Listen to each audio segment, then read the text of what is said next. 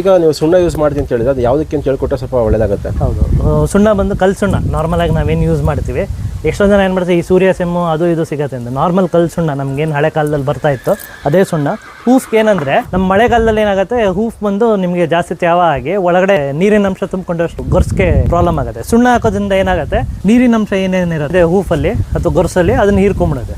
So ಮಳೆಗಾಲದಲ್ಲಿ ಎಲ್ಲಿ ತೇವಾಂಶ ಇದೆ ಭೂಮಿಲಿ ಅಲ್ಲಿ ಡೈಲಿ ಒಂದ್ಸತಿ ಕಾಲು ಹೂಫು ಕ್ಲೀನ್ ಮಾಡಿ ಸುಣ್ಣ ಹಾಕಿದ್ರೆ ಇನ್ನೂ ಒಳ್ಳೆಯದು.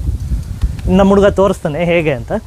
ಈ ಥರ ನೀವೇಗೇನು ನೋಡ್ತಾ ಇದ್ದೀರಾ ಈಗ, ಈ ಥರ ಕ್ಲೀನ್ ಮಾಡಿ ಮಳೆಗಾಲದಲ್ಲಿ ಇದಕ್ಕೆ ಸುಣ್ಣ ಹಾಕ್ತೀವಿ ನೋಡಿ. ಸುಣ್ಣನ ಬಟ್ಟೆಯಲ್ಲಿ ಕಟ್ಕೊಂಡು ಪೌಡ್ರ್ ಟೈಪ್ ಮಾಡಿದ್ದೀವಿ.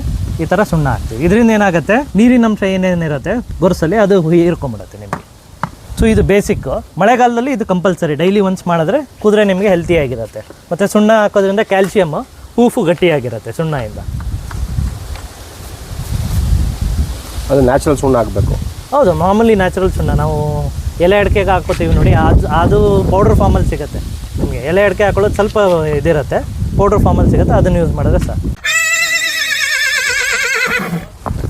ಹಾರ್ಸ್ ಇನ್ಫೋ ರೀಲ್ಸ್ಗಾಗಿ ಪೇಜ್ನ ಫಾಲೋ ಮಾಡಿ. ಹಾಗೆ ಇಷ್ಟ ಆದರೆ ಲೈಕ್ ಮಾಡೋದು ಮರಿಬೇಡಿ. ಹಾರ್ಸ್ ಲವರ್ ಆಗಿರೋ ನಿಮ್ಮ ಫ್ರೆಂಡ್ಸ್ಗೂ ಕೂಡ ಶೇರ್ ಮಾಡಿ.